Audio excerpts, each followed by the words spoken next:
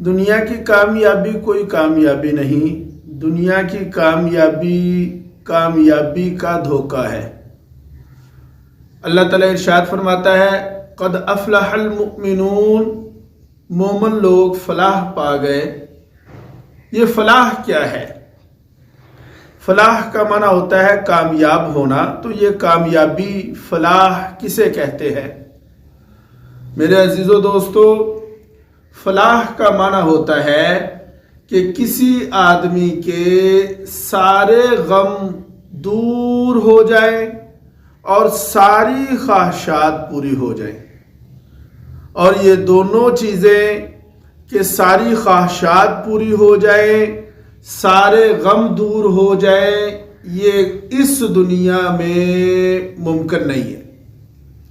کوئی بڑے سے بڑا بادشاہ، کوئی نبی، کوئی رسول، کوئی پیغمبر، کوئی ولی، کوئی ہفت اقلیم کا مالک ہی کیوں نہ ہو، ساری خواہشات اس دنیا میں پوری نہیں ہو سکتی اور نہ ہی سارے غم اس دنیا میں ختم ہو سکتے ہیں۔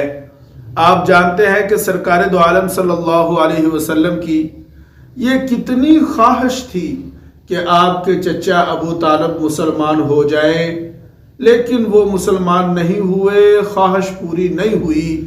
اس لیے میں نے کہا کہ اس دنیا میں تمام خواہشات کا پورا ہونا ممکن نہیں ہے۔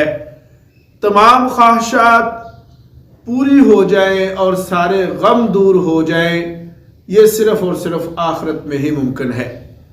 چنانچہ جنتی لوگ جب جنت میں جائیں گے تو وہاں پر جب وہ جنت کی نعمتوں کو پا لیں گے، حاصل کر لیں گے، تو وہ یہ کہیں گے، قرآن کہتا ہے وَقَالُوا الْحَمْدُ لِلَّهِ الَّذِي أَذْهَبَ عَنَّا الْحَزَنَ، جنتی کہیں گے الحمدللہ، تمام تعریفیں اس اللہ رب العزت کے لیے ہے کہ جس نے آج ہم سے سارے غموں کو دور کر دیا۔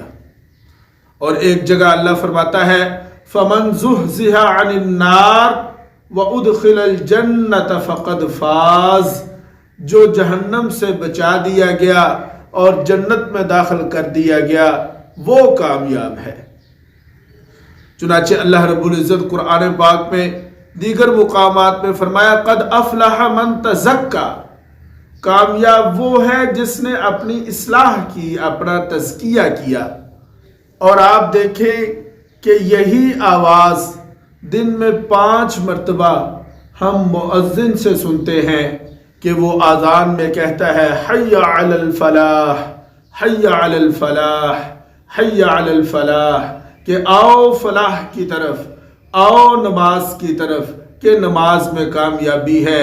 میرے عزیز و دوستو، کامیابی کا تعلق اس دنیا کے ساتھ نہیں ہے، حقیقی کامیاب وہ ہے جو آخرت میں کامیاب ہو گیا۔